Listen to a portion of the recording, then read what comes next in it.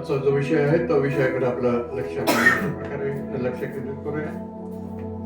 जरी उदाहरणास्पद हे वचन आहे, परंतु या वचनातील ज्या महत्वाच्या ज्या गोष्टी आहेत त्या गोष्टीकडे जर आम्ही पाहिलं की तर आम्हाला समजून येईल की त्याने जे लावून दिलेले जे नियम, जे विधी, नियम जे आहेत, विधीचे जे नियम आहेत, त्याची जर आम्ही परिपूर्णता जर केली नाही तर कोणत्या आणि कशा प्रकारे जे काही की तो आम्हाला जे काही की या प्रकारे शिक्षा देखील तो करू शकतो.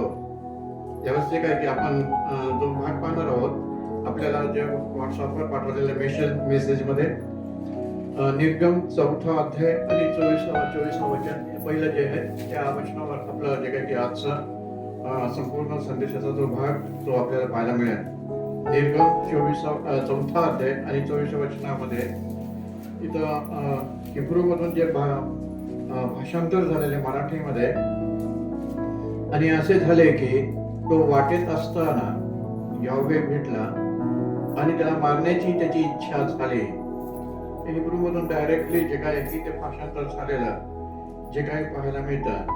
त्याचप्रमाणे अजून दुसरं जे भाषांतर वेगळ्या प्रकारचे जे भाषांतरामध्ये पाहायला मिळतं, वाटेतील एका रात्रीच्या मुक्कामासाठी ज्या ठिकाणी याह्वेने त्याला गाठले आणि त्याला ठार मारण्याचा प्रयत्न केला. इंग्रजीमधून जे जेम्स नी वर्षनचं जे बायबलचं आहे इंग्रजी, त्याचं जे भाषांतर आहे त्यामध्ये पाहायला मिळतं की वाटेतील एका रात्रीच्या मुक्कामाच्या ठिकाणी याह्वेने त्याला गाठले, मोशेला गाठले आणि त्याला ठार मारण्याचा प्रयत्न केला. आता ह्यामध्ये जे काही आम्हाला पाहायला मिळतंय की मोशेच्या बाबतीत आम्हाला थोडंफार जे काही की अनेक ज्या काही गोष्टी जे काही की ते पाहायला मिळतात. मोशेच्या बाबतीत आम्हाला इथं पाहायला मिळते की मोशेचं जीवन चरित्र आहे, त्याच्या बाबतीत देखील आम्हाला जे काही की अभ्यास करणं गरजेचं राहतं. निर्गम ह्याच्यामध्ये आम्हाला या आजच्या संदेशामध्ये निर्गम 2, 3 आणि 4 अध्याय 4 अध्यायामधील सगळ्या ज्या काही गोष्टी त्या पाहायच्या आहेत. त्यामध्ये जो सर्वात पहिला भाग आम्हाला पाहायला मिळतो की मोशे एक नंबर पाहायला मिळतो की मोशे जो आहे तो लेवीय वंशाचा होता. पहिला भाग मोशे जो होता तो लेवीय वंशातला होता. दुसरी बाब पाहायला मिळते की मोशे हे नाव आम्हाला पाहायला मिळते की हे फारोच्या कन्येकडून मिस्री नाव हे त्याला मिळालेलं होतं. मिसर देशातील, इजिप्त देशातील जे काय आहे की त्यांच्या भाषेतलं जे नाव आहे ते नाव त्याला जे काय की ते त्याला मिळालेलं होतं. आणि त्या मिसर देशातल्या त्या मोशे या शब्दाचा अर्थ की पाण्यातून ओढून काढलेला. मिस्री या लँग्वेज मध्ये, भाषेमध्ये जो मोशे या शब्दाचा अर्थ पाण्यातून ओढून काढलेला हा तो शब्द जो बघा आहे तो पाहायला मिळतो. आणि मोशेच्या जीवन चरित्रामध्ये आम्हाला पाहायला मिळते की 1 नंबर मध्ये पाहायला मिळते की तो संदेष्टा देखील होता. मोशे हा संदेष्टा होता. दुसरी गोष्ट पाहायला मिळते की यावे एलोहिमने त्याला जे काही निवडलेलं होतं.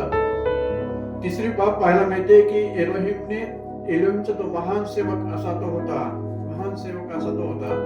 आणि चौथी बाब अशी होती की इब्री लोकांना इस्रायल मध्ये आम्हाला पाहिलं की इस्रायल हे नंतर नाव पडलेले आहे, परंतु गुलामगिरीमध्ये असताना आम्हाला पाहायला मिळते की ते जे इस्रायल लोक होते त्यांना इस्रायल म्हणत नव्हते, तर त्यांना इब्री लोक म्हणत होते.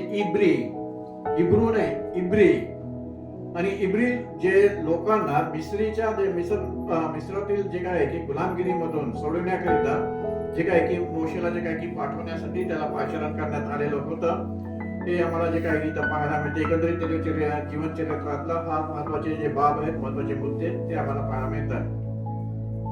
पहिल्या भागात आम्हाला पाहायला मिळतं भागामध्ये की त्याचा जन्म, मोशेचा जन्म आम्हाला पाहायला मिळते की इस्रायलमध्ये लेवी घराण्यामध्ये तो झालेला होता. अर्थात तो इब्री होता, इब्री व्यक्ती होता. परंतु बालपण हे विधर्मी म्हणजे फारो राजाच्या राजमहालामध्ये मिस्री लोकांमध्ये झालेलं होतं. त्याचं शिक्षण, मोशेचे शिक्षण जे आहे ते मिस्री भाषेमधील मिस्री लोकांच्या पद्धतीने जे काही की त्याचं शिक्षण ते झालेलं होतं. मोशेचा त्या काळातला जो देव होते, जे मिस्री लोकांचे देव आणि देवी ज्या होत्या त्या देखील मोशे त्याची जे काही देवीची जी काही तो उपासना देखील तो करत होता. परंतु जेव्हा मोशे शुद्धीवर आल्यावर त्याला कळून चुकलेलं होतं की तो मिस्री नसून तो इब्री आहे. मोशेला तिथून कळालेलं होतं की तो इब्री आहे. आणि मोशेला माहिती झाल्यानंतर पुढील भागामध्ये पाहायला मिळते की त्याचे जो इब्री लोक जे आहेत ते सर्व मिस्री लोकांनी गुलामगिरीमध्ये दास्यपणामध्ये त्यांना जे काही ठेवलेलं होतं.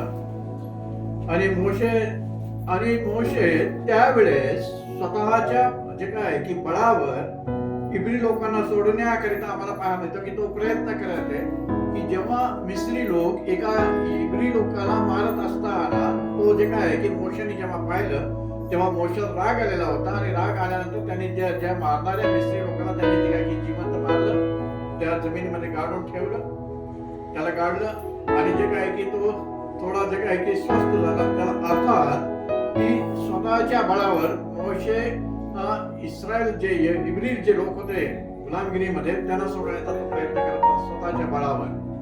परंतु ही त्याची चुकीची कल्पना होती.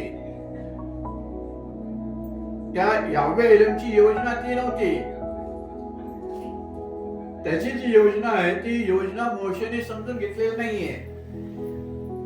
आणि पुढे जे काय की आम्हाला पाहायला मिळते की जेव्हा ही खबर जे काय की फारोला कळाली आणि फारोने जेव्हा मोशेला जे काय की पकडण्यासाठी त्याच्या सैन्यानं पाठवून दिलं, परंतु आम्हाला पाहायला मिळते की तिथून जे काय की मोशे तिथून निघाला, पळालेला आहे आणि मिद्यानी देशामध्ये तो जाऊन त्याचं जे काय की तो तिथं स्थायिक झाला. मिद्यानी लोकांमध्ये जे काय की मिद्यान जो देश आहे त्या देशामध्ये मिद्यानी देशामध्ये तो राहू लागला. मिद्यान हे त्या काळामध्ये विधर्मी जे त्याचा जो याजक रुवेल त्याचं नाव आहे आणि त्याचं दुसरं जे नाव आहे इथ्रो, जो याजक होता. याजक ना की नियमशास्त्राप्रमाणे तो याजक नाही तर विधर्मी देवदेवतांचे त्या काळामध्ये देखील याजक होते.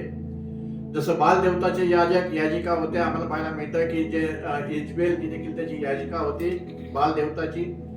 तसेच जे काय की आम्हाला पाहायला मिळते की अनेक ठिकठिकाणी आम्हाला पाहायला मिळते की प्रत्येकाचे जे काय की धर्मगुरु जे म्हणून याजक शब्द त्याला तो वापरलेला पाहायला मिळतो. आणि इथं पुढे आम्हाला पाहायला मिळतंय की तो त्या याजकाच्या आखरी जे काय की तो तिथं गेलेला आहे. त्याची जी मुलगी आहे सिपोरा हिच्या बरोबर त्याचं त्या मिश्रित लग्न झालं. मिद्यानी आणि इब्री यामध्ये विवाह करण्यासाठी त्यांना सांगितलेलं नव्हतं. परंतु तिथं जे काय की आम्हाला पाहायला मिळतं तिथं जे काय की मोशेच्या द्वारे मिश्रित लग्न झालं. आणि मोशे जे काय की मिश्रित लग्न झाल्यानंतर ते पुढे आम्हाला पाहायला मिळतंय की मोशे हा इब्री होता पण सिपिरा जी होती ती मिद्यानी परधर्मीय ती होती. परंतु मोशेला त्या सिपेरा पासून आम्हाला पाहायला मिळते की 2 मुलं झालेले. गेर्शेम म्हणजे एक परदेशी मिद्यानी शब्द आहे. गेर्शन म्हणजे परदेशी. आणि जेव्हा त्याला दुसरा मुलगा जो झालेला आहे इलिएजार हा शब्द मला पाहायला मिळतोय की तो माझा एलोहिम सहाय्य करता आहे. हे आम्हाला जे काय की निर्गम 2 अध्याय 21 आणि 22 या वचनामध्ये जे काय की ह्या गोष्टी तिथं पाहायला मिळतात. म्हणजे एकंदरीत त्याची निवड होण्याच्या आधीचा कालामध्ये मोशेचा अशा प्रकारे आहे. आमच्यातल्या अनेक जणांच्या ज्या घरातल्या ज्या प्रॉब्लेम्स आहेत, ज्या काही समस्या आहेत किंवा जे निर्माण होतात त्याचं देखील कारण हेच असं आहे की आमचे जे अनेक लोक जे काय की परधर्मीयांच्यासाठी जे काय की नातं गोतं जोडत असल्यामुळं ते खऱ्या जे काय की त्या एल्मिन पासून जे काय की ते विभक्त होत असतात, दुरावत जात असतात. आणि जे काय की दुरावत असताना विशेष प्रकारे पाचारणाकडे जे काय की त्यांचं लक्ष नसतं. निर्गम 2:3-4 या अध्यायामध्ये पाहायला मिळते की यावे अदोनिने लावून दिलेल्या विधीच्या नियमांचं उल्लंघन करणाऱ्याला तो मरणाची शिक्षा देत असतो. मरण दंडाची शिक्षा तो देत असतो. मरणाची शिक्षा इथं आम्हाला पाहायला मिळते की ह्या उदाहरणामध्ये आज आम्हाला पाहायचं आहे की कशा प्रकारे तो मरणाची शिक्षा देतो. आणि पुढे जे काय की मोशेच्या बाबतीत आम्हाला पाहायला मिळते की जेव्हा मोशेला जे काय की सेवेकरिता पाचारण झालं, अर्थात एक झुडूप आहे, त्याला आग लागलेली आहे, त्या झुडपामध्ये दूत आहे आणि आम्हाला पाहायला मिळते की मोशे तिकडे गेलेला आहे आणि मोशे तिथं जाऊन जे काय की तिथं पाहते आणि तो तिथं संवाद चाललाय त्यामध्ये.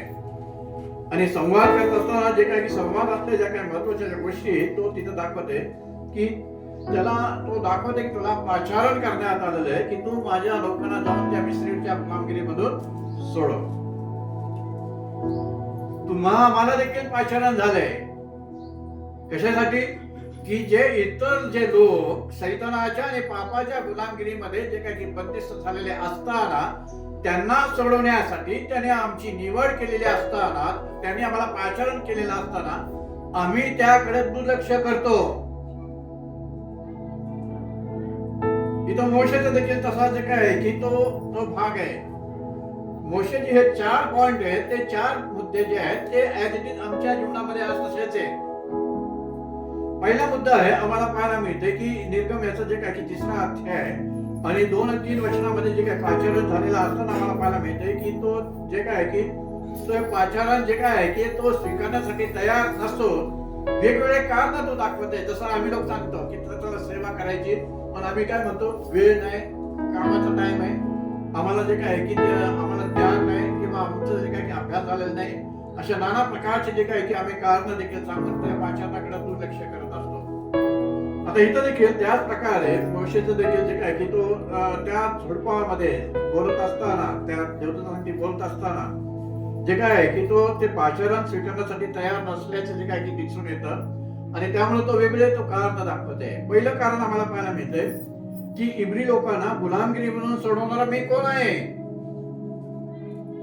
पहिलं कारण, इब्री लोकांना गुलामगिरी मधून सोडवणारा मी कोण आहे. आम्ही देखील असंच बोलतो ना की इतर लोकांना त्यांना त्यांच्या पापाच्या आणि सैतानाच्या बंधनातून सोडणारे आम्ही कोण. आम्हाला काय अथॉरिटी, आम्हाला काय हे अधिकार आहे. इथं अधिकाराचा भाग नाहीये, इथं पाचारणाप्रमाणे सेवेचं कर्तव्य जबाबदारी पार पाडण्याचा भाग आहे.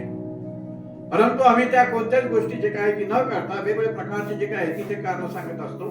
आता मोशेने इथं जे सांगितलं की इब्री लोकांना गुलामगिरी मधून सोडवणारा मी कोण आहे, की तो त्याने निर्गम 3रा अध्याय आणि 11 वचनामध्ये तिथं पाहायला मिळतात. निर्गम 3रा अध्याय आणि 11 वचनामध्ये तो तिथे दाखवते की त्यांना सोडवणारा जे काय की मी कोण आहे. दुसरं कारण मोशे तिथं दाखवत आहे की कोणत्या देवाने मला तुम्हाकडे पाठवले हे मी त्यांना काय सांगू.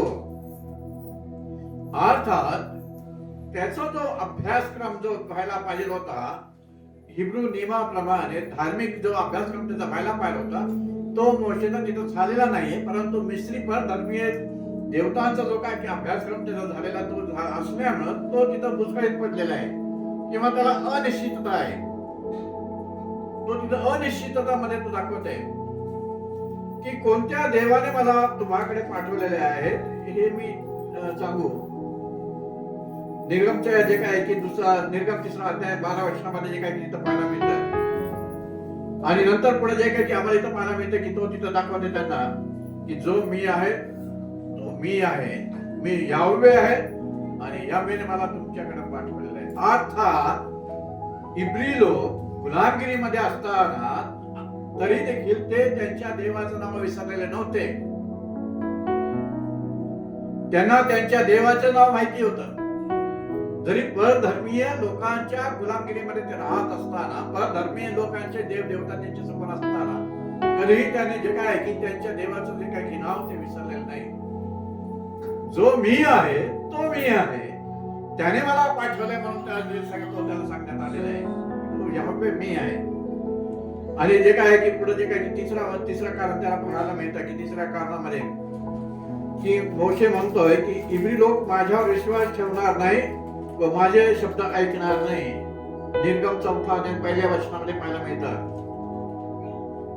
मोशे सांगत आहे की इब्री लोक माझ्यावर विश्वास ठेवणार नाही व माझे शब्द जे केले ते ऐकणार नाही. कारण अनेकांना इब्री लोकांना माहिती होतं की त्या मिस्रीचा खून करताना अनेकांनी त्याला पाहिलेलं होतं. तो खुनी आहे, तुझं चरित्र ठीक नाहीये आणि तू काय आम्हाला जे काय की त्या देवाच्या बाबतीत सांगत. अशीच वस्तुस्थिती आज ख्रिस्ती लोकांची आहे. ख्रिस्ती लोकांना त्यांच्या धर्मशास्त्रातील त्यांच्या देवाच्या बद्दलची जी काय की जी माहिती पाहिजे ती नसते. पण विधर्मी लोकांना जे काय की सांगण्यासाठी जे काय की जेव्हा ते प्रयत्न करतात, परंतु ते जे काय की अपूर्ण अज्ञानामध्ये जे काही त्या सगळ्या गोष्टी त्यांना ते सांगत असतात.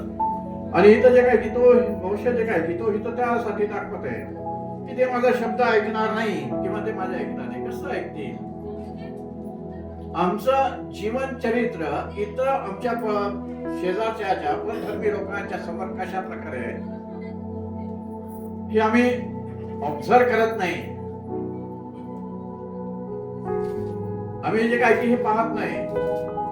आमच्या घरामध्ये जे काय की ते जे काय की मारामाऱ्या, आरडाओरड, मार पिटाई आणि जे काही नाना प्रकारचे जे काही दैहिकतेमधल्या सगळ्या गोष्टी जेव्हा आमच्या घरामध्ये होत असतात तेव्हा दुसरे बाजूवाले जे परधर्मीय जे लोक असतात त्यांच्या पुढे आमचा जो कित्ता आहे तो खालवला गेला जातो.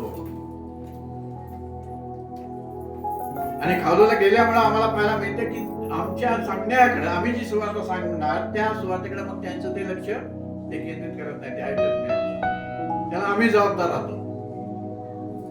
त्यासाठी शुभोत्पादन सांगते की तुमचा उजेड लोकांपुढे असा पडू द्या की तुमची सत्कृत्य पाहून तुमच्या स्वर्गीय पित्याचं गौरव व्हावा. परंतु आमचे सत्कृत्य न दिसता आमचे जे दुष्कर्म आम्ही जे करत असतो ते दुष्कर्म आम्ही जे काय की त्या आमच्या शेजारच्या बाजारच्या जे काही धर्मीय लोकांच्या पुढे असल्यामुळं आम्हाला जे काय की त्यांना सुवार्ता सांगण्यासाठी जे काय की आमची लायकी किंवा पात्रता ठरत नाही. का? कारण आमच्या जीवनामध्ये आम्ही आमच्या त्या एलोहिमचं अदोनायचं जे धर्मशास्त्राचे नियम आहे त्या नियमाप्रमाणे चालत नाही. चौथं कारण आम्हाला पाहायला मिळते की मोशे तर सांगत आहे की मी वक्ता नाही. काय म्हणत आहे? मी वक्ता नाही. पूर्वी नव्हतो, कारण मी जड जिभेचा व मुखाचा आहे.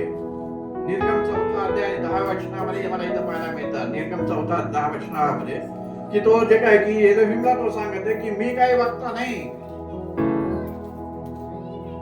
मी कसा दुसऱ्याला सुवार्ता सांगेन? आम्हाला माहितीच नाही सुवार्ता मसीहाची सुवार्ता मी कसं सांगेन? किंवा आम्ही जे काय की पूर्वी मी नव्हतो, आम्ही ती सेवा करणारे नव्हतो, सेवक नाहीये आम्ही. आणि आम्ही जे काय की जड जिभेचे आणि मुखाचे जे झालेलो आहोत. मोशे हे चौथं कारण इथं दाखवते.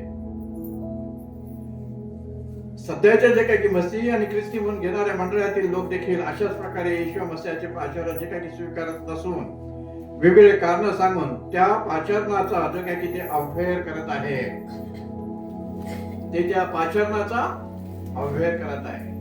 जसं मोशेने कारण सांगितले तसं देखील आम्ही आमच्या जीवनामध्ये प्रतिनिधित्व वेगवेगळ्या प्रकारचे जे काही की ते वेगवेगळ्या प्रकारचे कारण इतरांना आम्ही जे काही की ते सांगत असतो. अभ्यास करण्यासारखं आहे कॅरेक्टर सर्वात जीवनचरित्र मोशेचं. मोशेच्या प्रत्येक कारणाचे जे काय आहे की प्रत्युत्तर तिथं यावे देत आहे हे देखील आम्हाला त्या शास्त्रामध्ये पाहायला मिळतं. निर्गम 4 आणि 18 वचनामध्ये आम्हाला पाहायला मिळते की तो प्रत्युत्तर जे आहे मोशेने जे जे कारण सांगितले, जे जे सबब तो सांगत होता त्या सर्वांच्या बाबतीत तो प्रत्युत्तर तो करत होता हे आम्हाला पाहायला मिळतं. आणि सरते शेवटी जे काय की त्या यावे अदोनायच्या पाचारणानुसार काम करण्याकरिता मोशेची तयारी त्यांनी करून घेतली. आणि मोशे व त्याची पत्नी आणि त्याचे दोन्ही मुलं जे काय की मिस्र देशात जे काय की जाण्यासाठी ते निघाले, सेवेसाठी ते तयार झाले.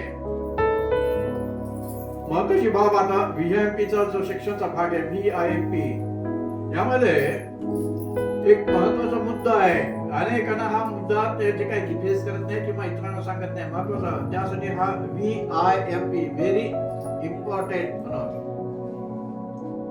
परंतु पाचारणानुसार सेवा कार्य करण्याकरिता त्याच्या आज्ञा व विधीचे नियम पाळण्याकरिता ते बंधनकारक होता.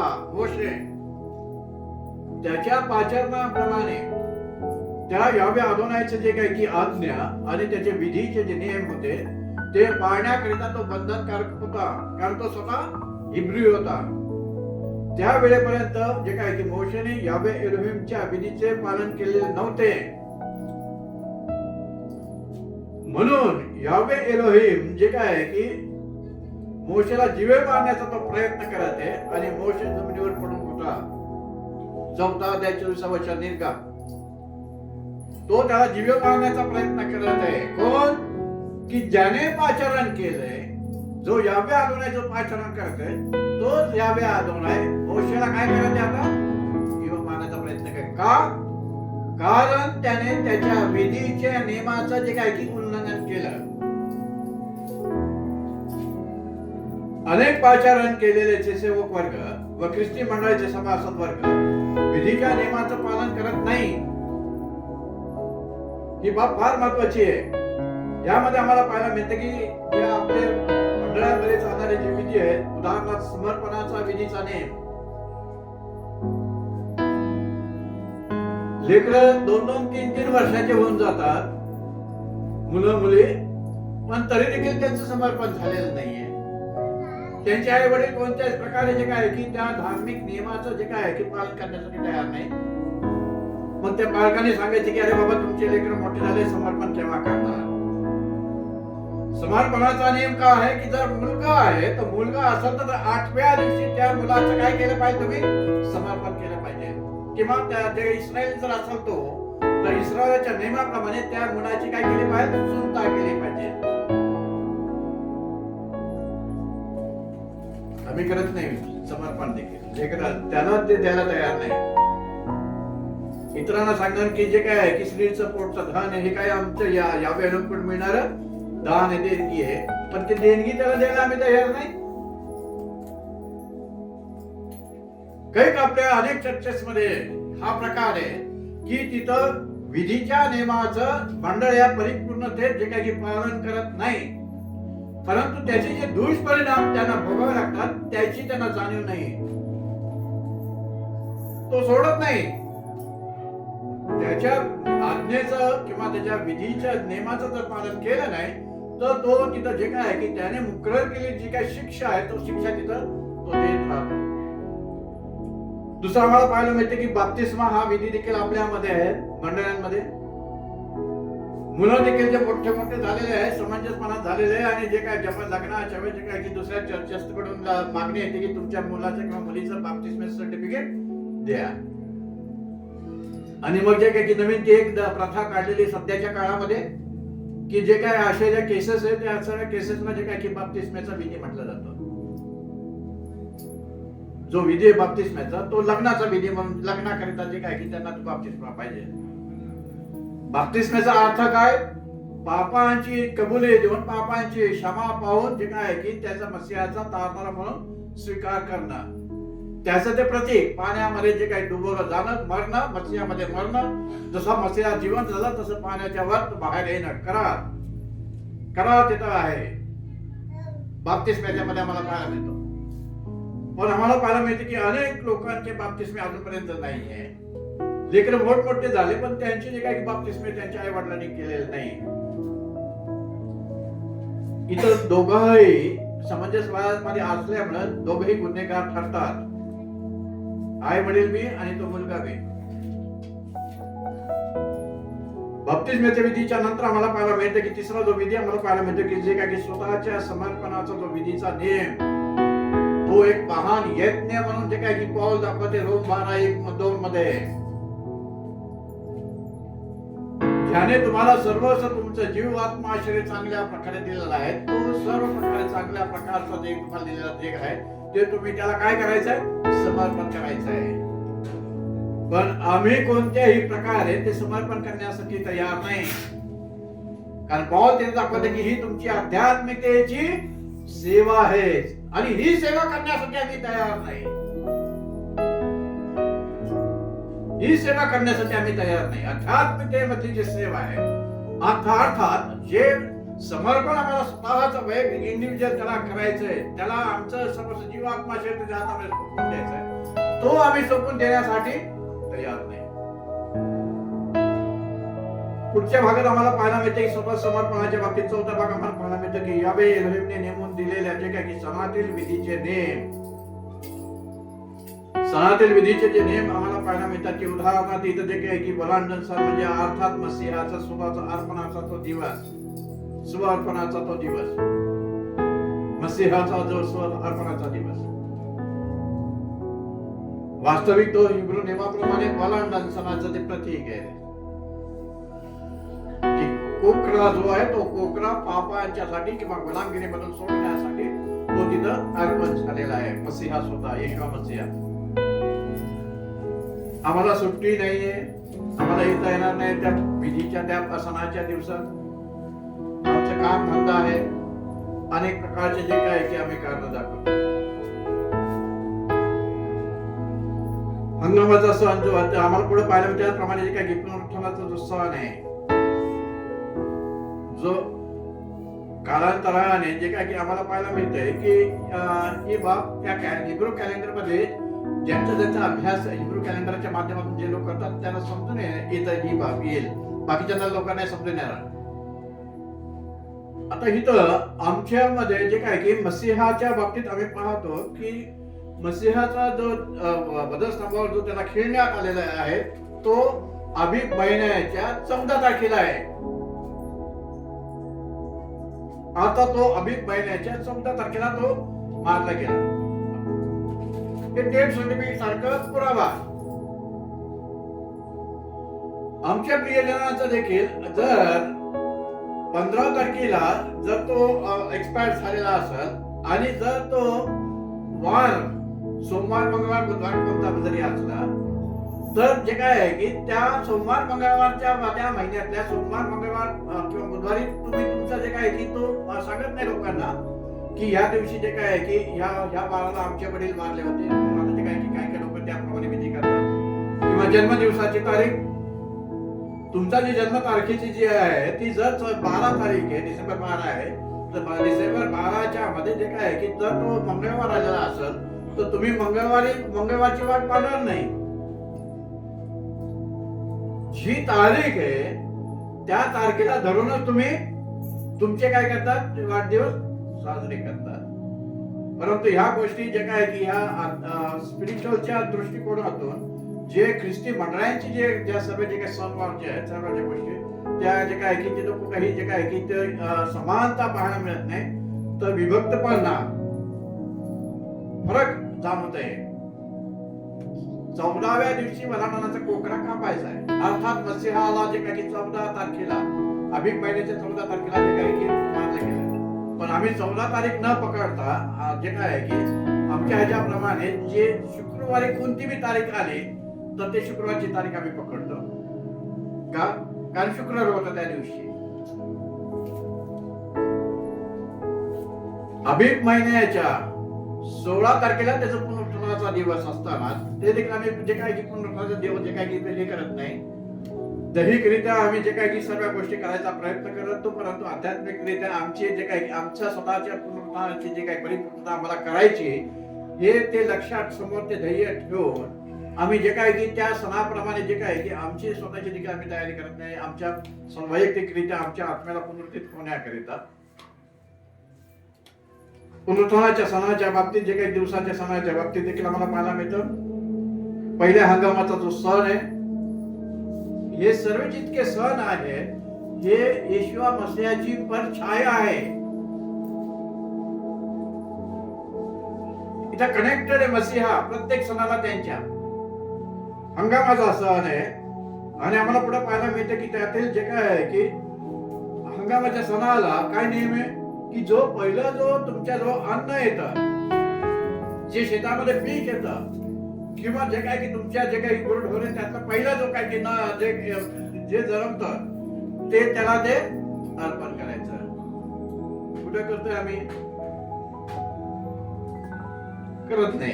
अर्थात या हंगामाच्या सणाप्रमाणे जे काय की ते देखील आम्ही परिपूर्णता करत नाही.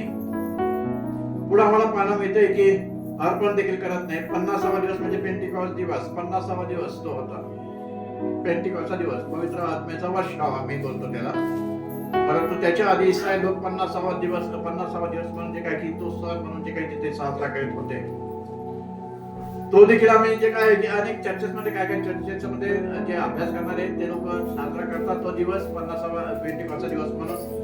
पण अनेक चर्चेसमध्ये ते साजरा केले जात नाही, कारण त्याला त्या सणाच्या विधीची परिपूर्णता जी करायची ते करत नाही. प्रायश्चिताच्या जे काही किती दिवसाचा सण आहे, 7 दिवसाचा जो सण असतो, प्रायश्चिताचा जो असतो, प्रायश्चित करायचं, तो देखील आम्ही जे काही पश्चाताप हा शब्द त्याला वापरतो. पण आम्ही देखील जे काही की आमच्या जीवनामध्ये त्यांनी 365 दिवस पश्चातापासाठी दिलेले असतात, देखील आम्ही पश्चाताप करत नाही. तर हे 7 दिवस कोण करणार? 7 दिवस उपवास करायचा आहे, धुळीमध्ये बसायचंय, केलेले चुका पाप कबूल करायचे, आणि नंतर जे काय की शेवटच्या दिवशी स्वतःच जे काही पाप कापण्यासाठी जे काही जे काही की त्याचं बळी द्यायचं आहे, कोकऱ्याचा किंवा जनावर जे आहे गोऱ्याचा किंवा बकरीचा किंवा मेंढ्याचा जे काही की तिथं बळी द्यायचा आहे पाप अर्पणासाठी. तो प्रायश्चित. हे जे सण जे आहेत त्यानंतर पुढे आम्हाला पाहायला मिळते करण्याचा सण आहे. अनेकांना माहिती नाही करण्याचा सण नेमकं काय येतं. विशेष प्रकारचे हे सण आहे. करण्याचा जो सण आहे तो देखील आम्हाला पाहायला मिळतो की तो तिथं जे काही त्याचे देखील नियम विधी आहे. त्यानंतर योबेल वर्ष आम्हाला पाहायला मिळतं की जे काही की योबेल वर्षाचा सण आहे तो देखील आम्हाला इथं पाहायला मिळतो. योबेल वर्षाच्या मध्ये काय आहे तिथं की जे तुमचे बंधू तुमच्या गुलामगिरीमध्ये जर असेल तर त्या गुलामगिरीमध्ये तुमचे बंधू जर म्हणजे ते त्या इस्रायली मधले लोक तुमच्याकडे गुलाम म्हणून काही लोक असतील तर त्यांना योबेल वर्षामध्ये स्वतंत्र करून सोडून द्यायचं, स्वतंत्र करायचं योबेल वर्ष. अशा प्रकारचे जे काही अनेक जे काही त्या गोष्टी आम्हाला पाहायला मिळतात की या मसीहाच्या जीवनामध्ये आणि जे काही की पहिल्या मंडळी युगामध्ये जे काही की ते सर्व सण साजरा करतात ते मंडळी आहे, हे सर्व सण पुढे पाहायला मिळते की परंतु तिसऱ्या मंडळी युगापासून जे काही की हे सण जे काही की साजरा करण्याची बंदी घालण्यात आलेली, बंदी केलेली आहे. आणि इतर विधर्मी त्यांच्या ज्या परंपराने चालत आलेल्या विधर्मी परंपरांनी जे काही त्या गोष्टी त्या परंपराने मंडळामध्ये त्या ऍड करण्यात आल्या आणि त्याप्रमाणे ते चालत आहे. आता इथं जे काय आहे की हा मुद्दा आहे की मोशेचं जे काय आहे की हा स्वतः इब्री असताना त्याने त्याच्या दोन्ही मुलांचं सुटका केलेली नव्हती. का? कारण त्या यदाकालीच्या लाज वाटत असेल की मी परधर्मीय लोकांच्या मध्ये आहे, मिद्यानी लोकांमध्ये आहेत, मिद्यानी ते जे आहे ते विधर्मी आहे, परधर्मी आहे, परदेवताची ती पूजा करणारे आहेत, त्याच्यामध्ये हा कशा प्रकारे मी विधी करू. किंवा त्याला विसर पडलेला आहे की त्याला जे काही की स्वतः त्याची सुटका झालेली असताना 8व्या दिवशी सुटका झालेली असताना देखील त्यांनी त्याच्या जे काय की मुलाचे कोणत्याच प्रकारे दोन्ही मुलांचे कोणत्याच प्रकारे सुटका केली नाही. आणि सुटका झाल्यामुळे आम्हाला इथं पाहायला मिळत आहे की तिथं जे काय की सुद्धा जेव्हा त्याला पाषाण झालेलं होतं त्या पाषाणाच्या मधल्या पिरियड मध्ये कोणत्याही प्रकारे त्यांनी त्या विधीच्या नियमाची परिपूर्तता केली नाही. पाषाण झालेला असताना त्याने कोणत्याही प्रकारे त्याच्या जे काय की लावून दिलेल्या विधी त्या विधीची त्या नियमाची परिपूर्तता केली नाही. आणि म्हणून जेव्हा तो मिस्राकडे तो चाललेला होता त्यावेळेस तिथे जे काय की रस्त्यामध्ये जे काय की तो मुक्कामाच्या ठिकाणी रस्त्यामध्ये जे काय की तो तिथं असताना जे काय की यावे अदोनाय जे काय की त्याला जीव मारण्याचा प्रयत्न करते.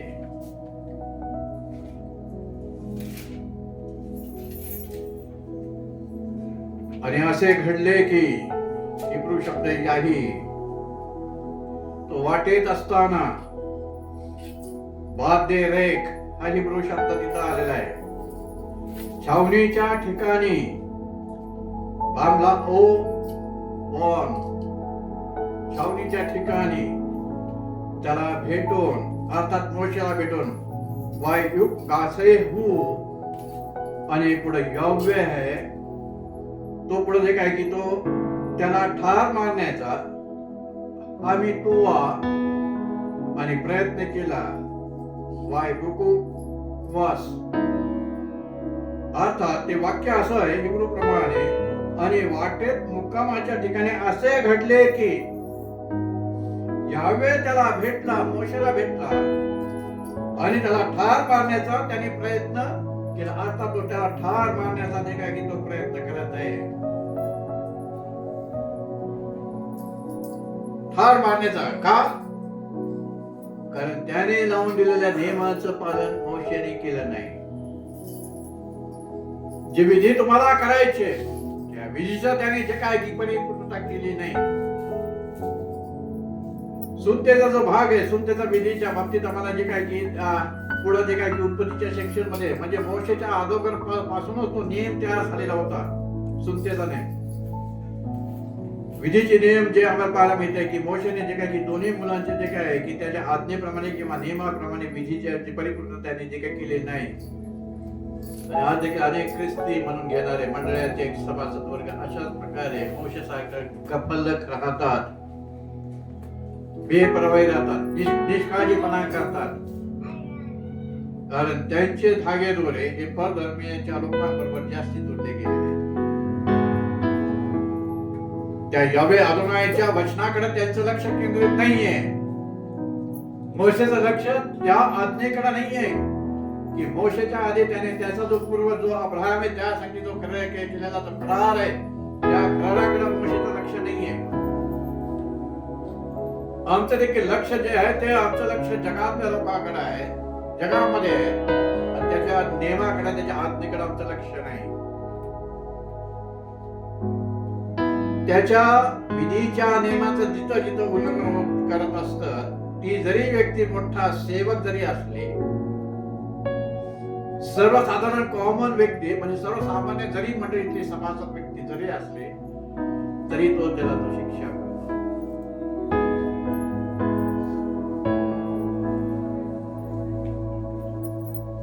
शिक्षा करतो, तो गय करत नाही. त्याच्याकडे तुझा भाव नाही की तो माझा सेवक आहे, मी त्याला कशा क्षमा करू.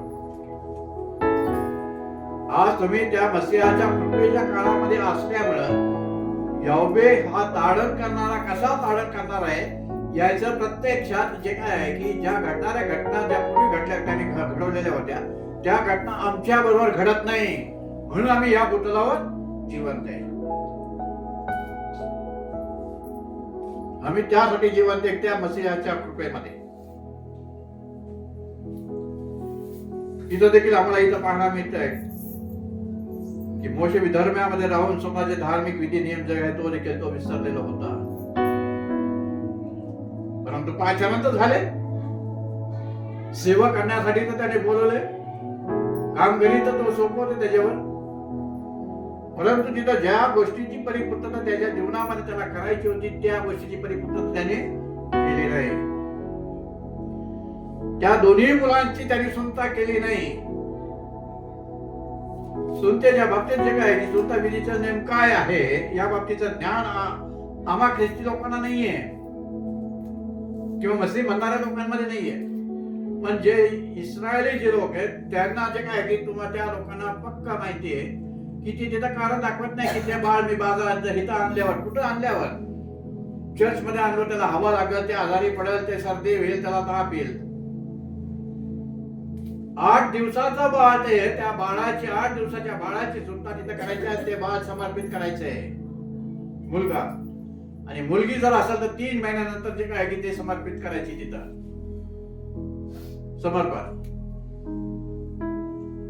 आमचे काय सोचले की त्या बाळाला जे काय की हवा लागेल, ते लहान अतिशय 8 दिवसाचा बाळ आहे, कस काय होईल, त्याला शुद्धीकरणाचा विधी असतो, त्यामध्ये लेकराचं समर्पणाचा विधी असतो, तरी शुद्धीकरण अनेक स्त्रियांचं झालेलं नाहीये. शुद्धीकरण घेण्यासाठी तयार नाही. म्हणजे अर्थात जे पवित्र शास्त्रात नमूद केलेले जे नियम आहेत त्या नियमांचं जे काय की आम्ही पालन करत नाही.